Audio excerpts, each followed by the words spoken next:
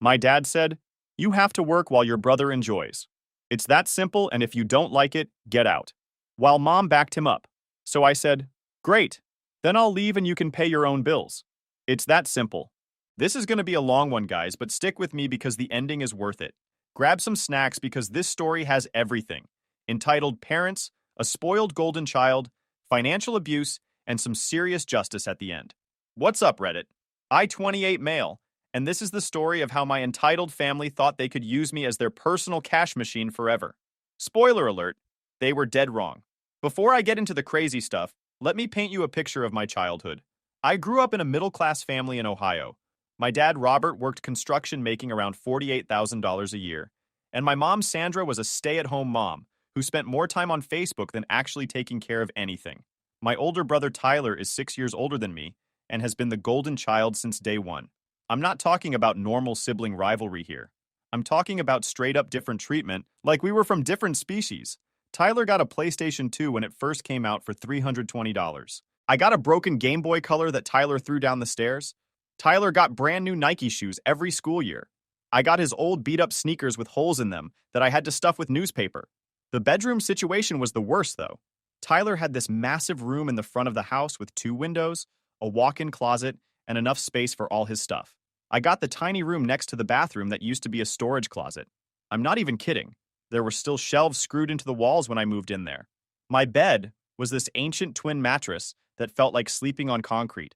When I asked my parents why Tyler got the better room, my dad just shrugged and said, "He's older, needs more space." My mom, Sandra, would roll her eyes and say, "Stop being jealous, Finn. Not everything has to be equal." But here's the thing that really got me. It wasn't just about the stuff. Tyler could do no wrong in their eyes. He failed 3 classes sophomore year.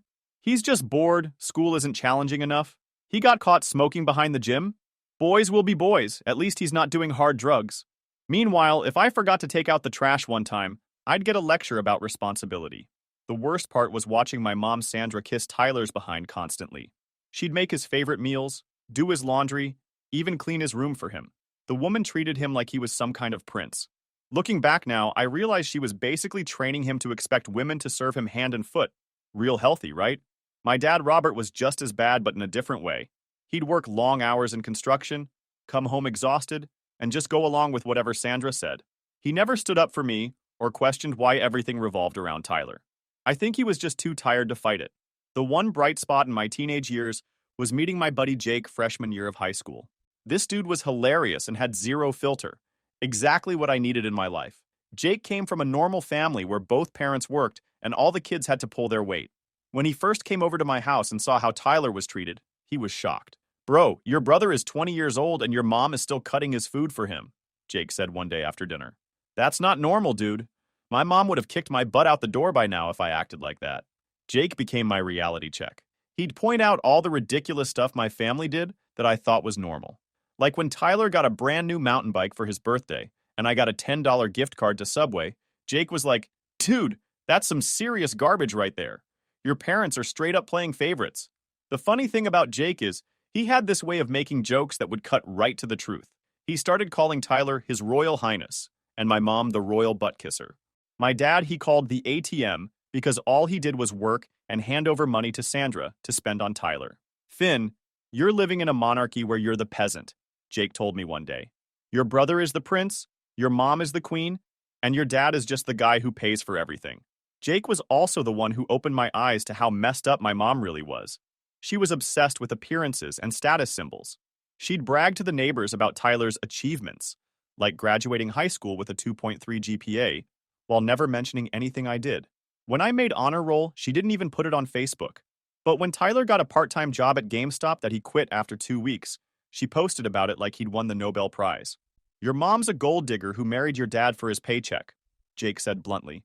"And now she's raising Tyler to be just like her, entitled and lazy." Jake would come over just to watch the circus that was my family dynamics. He'd sit there eating dinner with us, watching Sandra serve Tyler like he was royalty while I had to get my own food, and just shake his head in disbelief. "This is like watching a nature documentary about dysfunction," he'd tell me later. "Your family operates on a completely different set of rules than normal people." After high school, I got a job at an automotive repair shop as a mechanic's assistant. The pay started at $13 an hour, which wasn't much, but I was learning a trade and working with my hands. I actually enjoyed it. There's something satisfying about fixing things that are broken. Plus, the guys at the shop treated me with more respect than my own family ever did. My manager, this old-school mechanic who'd been working on cars for 30 years, took me under his wing. He taught me everything from basic oil changes to complex transmission work. Finn, he'd tell me, you got good hands for this work. Keep at it and you'll make decent money. It was the first time in my life an adult had said something genuinely encouraging about my abilities. Tyler, meanwhile, was 24 and still living at home doing absolutely nothing. His daily routine was like clockwork. Sleep until 2 p.m., stumble downstairs in his underwear, eat whatever Sandra had made for him, then plant himself on the couch for 8 hours of video games. After dinner, which Sandra would literally bring to him on the couch, he'd shower and go out with his friends until 3 a.m. Rinse and repeat. My parents just let it happen. Sandra would make excuses to anyone who asked about Tyler's job situation. He's exploring his options, she'd say, or he's waiting for the right opportunity. My Aunt Rosa once asked Tyler directly at a family barbecue what his plans were, and he just shrugged and said, I'm taking time to figure out my passion. The dude was 24 years old and talking about finding his passion like he was some kind of spiritual guru. Jake was there for that conversation and nearly choked on his soda laughing. Later, he told me, your brother's passion is being a professional mooch. He's already mastered that. That's when Sandra started hitting me up for money. It started small and reasonable. Finn, can you contribute $200 a month for groceries since you're eating here? Fair enough, I thought. I was living at home and eating their food. Then it became $350 for household expenses. Then $550 because money is tight. Each increase came with a sob story about rising costs and how hard it was to make ends meet. But here's the thing that really got me. The expenses only seemed to go up when Tyler wanted something. New gaming console? Suddenly the electric bill was higher and they needed more money. Tyler wanted to join a gym? Whoops, the car insurance went up and could I cover the difference? It was like Sandra had this magical ability to find new expenses every time Tyler had a new want. By the time I was 21, I was handing over $850 out of my $1,500 monthly paycheck to my parents. I was paying for groceries, utilities, car insurance for Tyler's car, that he crashed twice because he was texting while driving, and even the premium cable package so Tyler could watch sports. Meanwhile, Tyler contributed exactly $0 to the household. Jake was watching all this happen and getting more upset each month. Dude, you're basically Tyler's sugar daddy at this point, he said. You're paying for his entire lifestyle while he sits on his behind playing Call of Duty. Do you realize your brother has never had a real job? Like, ever? He was right. Tyler had worked exactly 2 weeks at a movie theater when he was 16, and he quit because he didn't like the uniform. That was it. His entire work history. The breaking point for Jake came when he found out Tyler had gotten a credit card in my dad's name and racked up $3,200 in debt buying stupid stuff online. Gaming equipment, expensive headphones, clothes he never wore, random electronics, just impulse purchases because he was bored. The credit card company had been calling my dad for weeks before he finally figured out what happened. Instead of making Tyler pay it back or face consequences, Sandra asked me to help out with the credit card bill. Are you insane? Jake exploded when I told him. Tyler commits credit card fraud and you have to pay it back? Finn, your family is straight up robbing you. But I was so used to it by then that it seemed normal. Jake started calling our apartment. We'd moved in together by then. Finn's ATM, because every month I'd get cleaned out by my family's emergencies.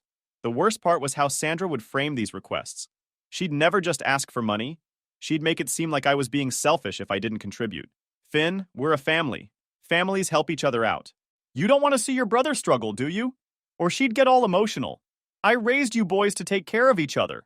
Don't you love your brother? Struggle with what? He was living rent-free, bill-free, and responsibility-free while I worked 50 hours a week. And love my brother? What was there to love? The guy who never said thank you? Never acknowledged that I was paying for his lifestyle, and treated me like I was his personal bank account. I remember one particularly annoying conversation where Sandra tried to explain Tyler's situation to me. Finn, you have to understand, Tyler is creative. Creative people can't just work any old job. They need to find their calling. You're more practical. You're good at fixing things, working with your hands. Tyler needs time to discover his artistic side. His artistic side? The guy's only creative accomplishment was making really elaborate excuses for why he couldn't get a job.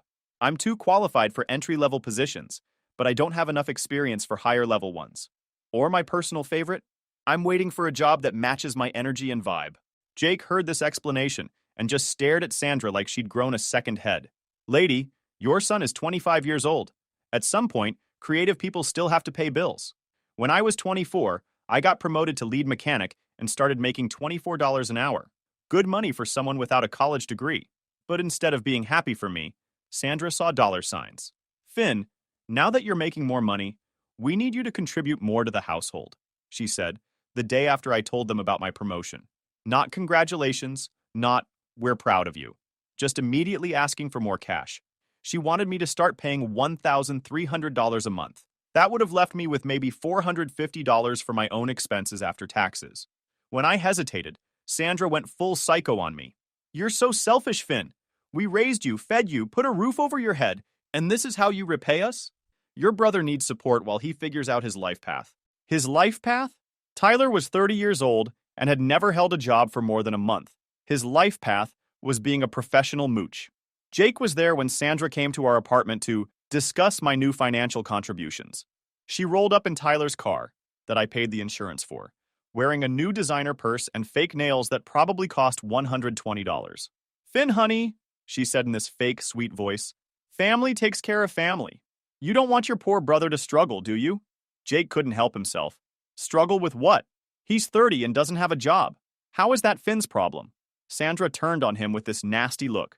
This is family business. You wouldn't understand. I understand that you're bleeding Finn dry to support your lazy son, Jake shot back. That's not family. That's exploitation. Sandra's mask completely came off then. Tyler has potential. He just needs time to find the right opportunity. Finn is good with his hands. Manual labor suits him. Tyler is meant for bigger things. That's when I realized Jake was right about her. She saw me as the dumb worker bee and Tyler as some kind of future CEO. In her mind, I was supposed to fund Tyler's lifestyle forever while he found himself.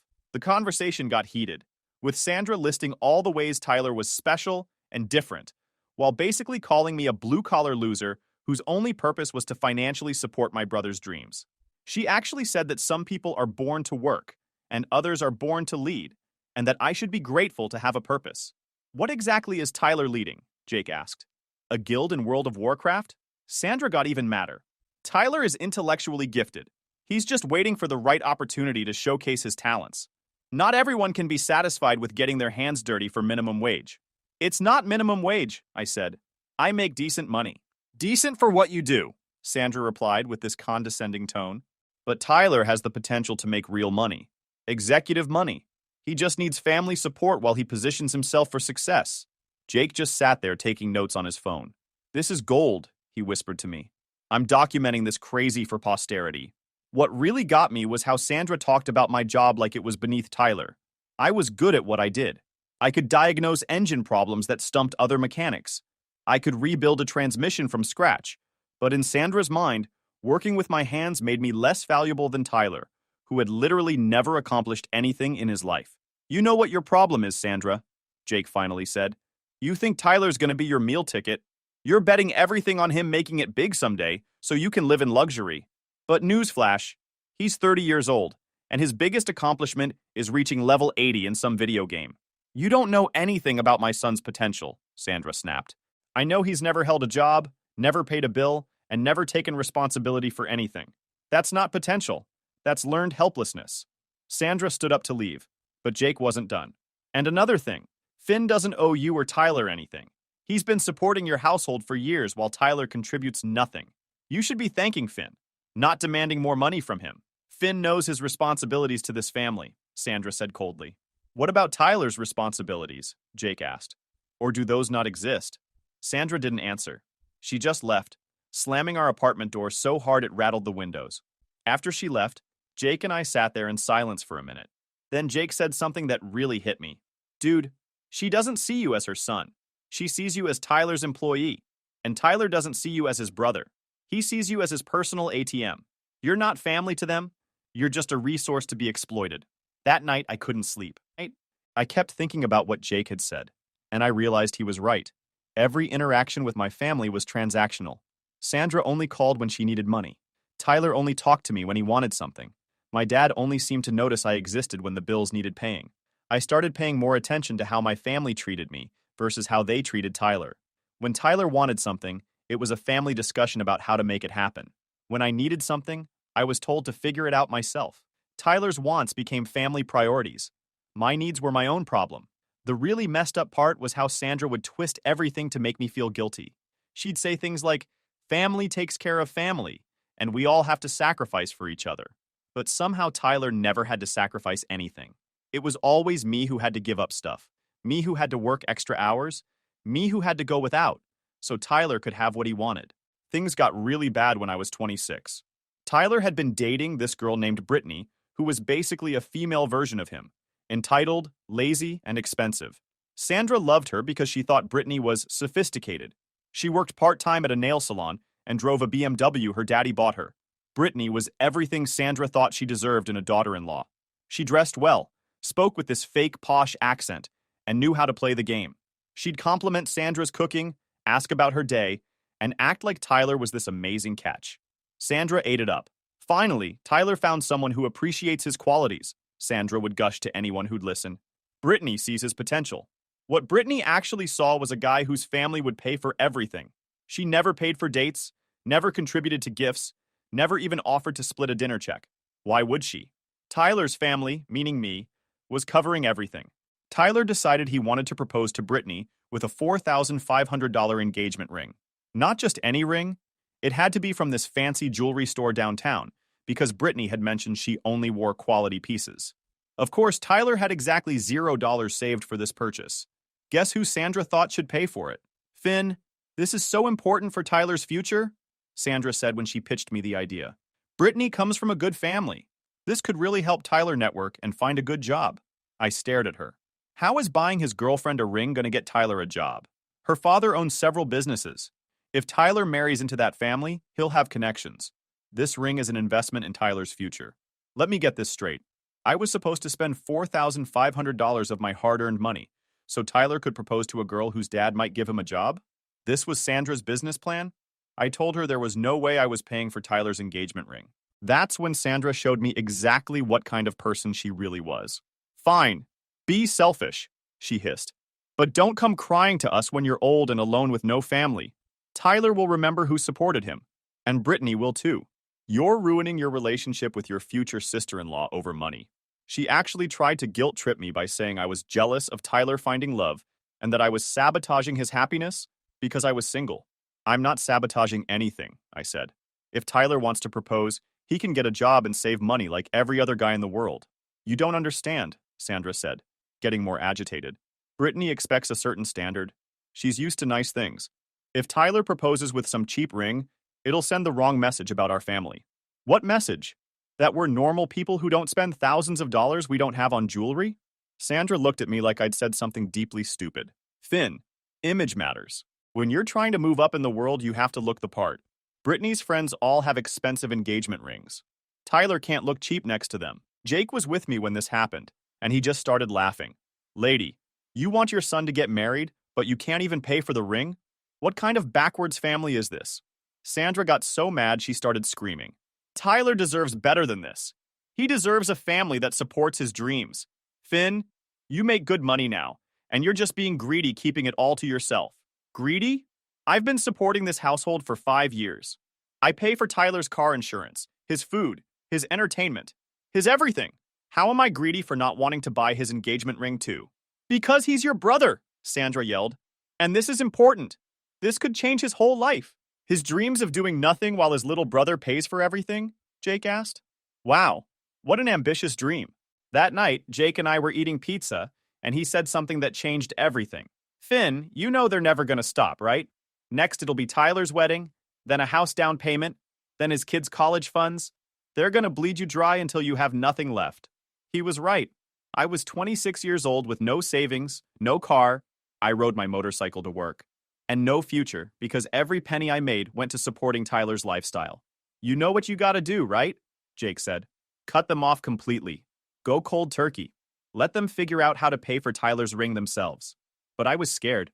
These people had trained me from childhood to believe that I owed them everything, that questioning their demands made me selfish and ungrateful. The thought of actually saying no to Sandra felt impossible. What if they're right? I asked Jake. What if I am being selfish? Jake looked at me like I'd grown a second head. Dude, you've been paying their bills for 5 years while your 30-year-old brother sits on his butt. If that's selfish, then I'm the Pope. The final push came when Sandra showed up at the auto shop where I worked. She cornered me during my lunch break in front of my coworkers and started this whole scene about how I was abandoning my family and being cruel to my brother.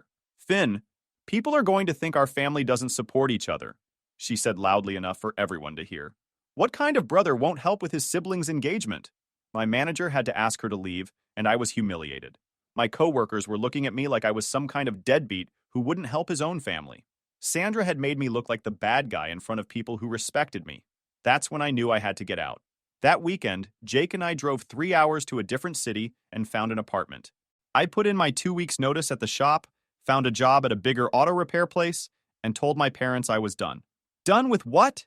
Sandra asked when I broke the news. Done paying for Tyler's life? Done being your ATM? Done being treated like my only value is how much money I can contribute to this family. Sandra's face went through about 5 different emotions. Shock, anger, denial, then back to anger. You can't do this, Finn. We depend on you. Tyler depends on you. Then maybe Tyler should get a job. You know he can't just work anywhere. He has standards. Yeah, well, so do I. And my standard is not paying for a grown man's engagement ring when he's never worked a day in his life. For the first few months after I left, my family tried everything to get me back. Sandra called crying about how much they missed me. Translation, missed my money.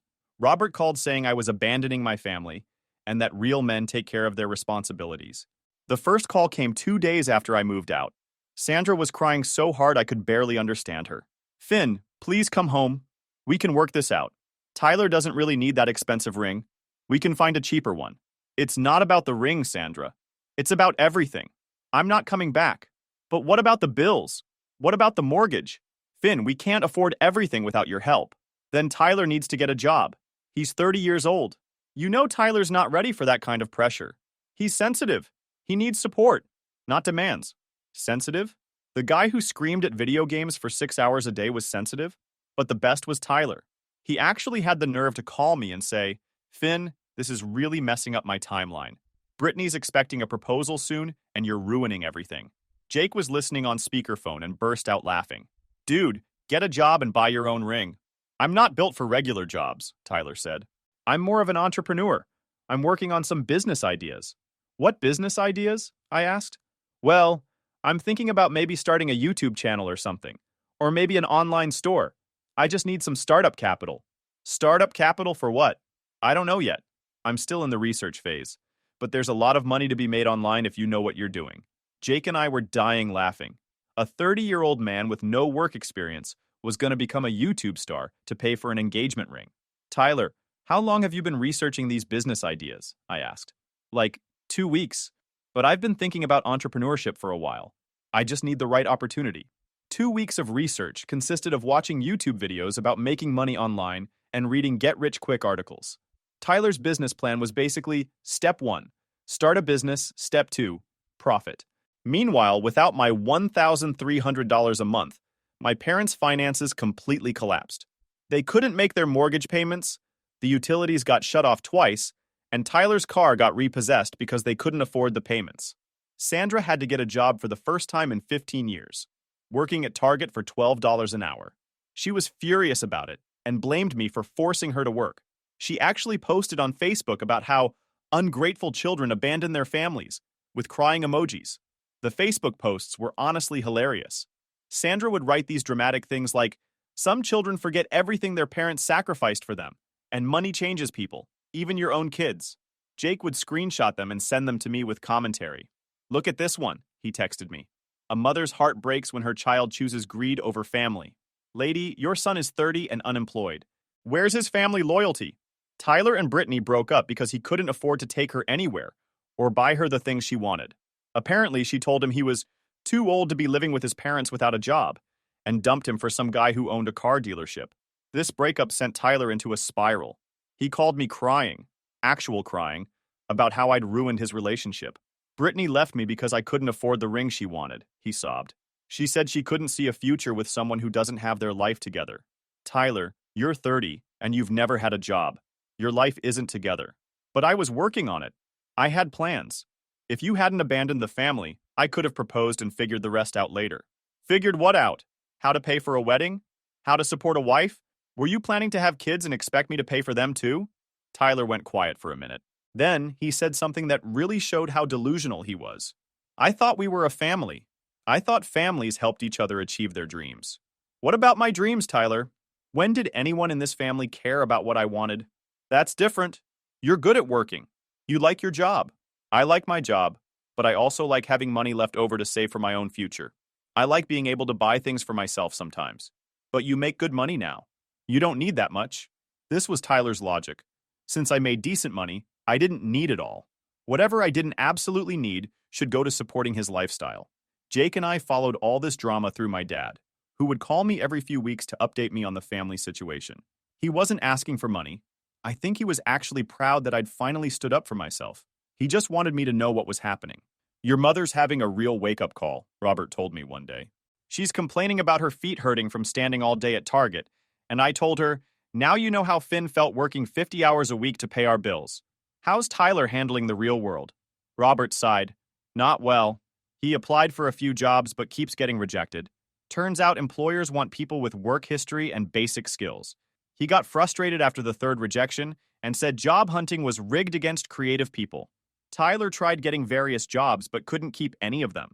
He got fired from a fast food place for showing up late 3 times in his first week. He quit a warehouse job after one day because it was too physical, and the supervisor was mean to him. He got let go from a retail position for arguing with customers who didn't want to hear his opinions about their purchases. He's discovering that the real world doesn't care about his potential, my dad said. Turns out employers want people who actually work. The best story Robert told me was about Tyler's interview at a local office supply store. Tyler showed up 20 minutes late wearing jeans and a wrinkled t-shirt. When the manager asked about his work experience, Tyler said he was overqualified for entry-level positions, but would consider working there temporarily while he pursued his entrepreneurial ventures. The manager asked what kind of entrepreneurial ventures, Robert said, and Tyler started explaining his YouTube channel idea. He spent 10 minutes talking about how he was going to make money playing video games online. The manager just stared at him. Tyler didn't get that job either. Meanwhile, Sandra was struggling with her new reality. She'd never had to work a real job and was discovering how hard it actually is. She'd come home from Target exhausted and complaining about customers, managers, and coworkers. She keeps saying how unfair everything is, Robert told me. How she shouldn't have to work at her age. How Tyler needs time to find himself. How you're being cruel by not helping the family. But I finally told her the truth. What truth? That she created this situation. She spoiled Tyler so much that he can't function as an adult, and she treated you so badly that you had every right to leave. I told her if she wanted someone to blame, she should look in the mirror. This was the first time in my life that Robert had ever criticized Sandra's parenting or admitted that their treatment of me was wrong. It felt good to hear, even though it was about 10 years too late. 2 years later, I was doing great. I'd gotten certified as a master mechanic and was making $68,000 a year. Jake and I had saved up enough to buy a house together, as roommates, business partners. I was even dating this amazing woman named Ashley, who's a nurse. Life was good. That's when Sandra called me for the first time in months. But this wasn't a guilt trip call. This was a begging call. Finn, I know we had our differences, but we really need your help, she said, and I could hear desperation in her voice. Turns out Tyler had gotten arrested for trying to steal car parts from the shop where I used to work. He thought he could sell them online to make quick money. The idiot got caught on security cameras and was facing felony charges. He needs a good attorney, Finn. A decent one costs $18,000 just for the retainer. We don't have that kind of money. I put her on speakerphone so Jake could hear. He was making popcorn in the kitchen. Where's all that money you saved by not having to support me? I asked. Please, Finn, he's your brother. He made a mistake, but he doesn't deserve to go to prison. Actually, stealing car parts is exactly the kind of thing that deserves prison, Jake called out from the kitchen. Sandra started crying. Finn, I know I wasn't always fair to you. I know I favored Tyler. But please, we need your help. Tyler's learned his lesson. What lesson? He's 32 years old and stealing car parts. That's not a mistake. That's who he is. Then she said the words I'd been waiting my whole life to hear. You were right about Tyler. You were right about everything. I should have made him get a job years ago instead of babying him. Jake came in with his popcorn, grinning. Sandra, let me ask you something, I said. When I was working 50 hours a week to pay for Tyler's car insurance, did you think about fairness then?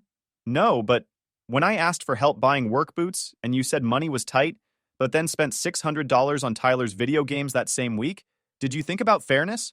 Finn, please. When you told me I was built for manual labor, while Tyler was meant for bigger things, did you think about how that made me feel? She was sobbing now. I'm sorry, Finn. I'm so sorry. I was wrong about everything. Here's what's going to happen, I said. Tyler's going to go to jail because that's what happens when you steal things. You're going to keep working at Target because that's what adults do. And I'm going to keep living my life without any of you in it. But he's your brother. No, a brother doesn't let his sibling pay for his whole life while he does nothing. A brother doesn't steal from the place where his sibling used to work. Tyler's just some guy who lived in the same house as me. Finn, what if I pay you back? What if I work extra shifts and send you money every month until I've paid back everything you gave us? I almost laughed.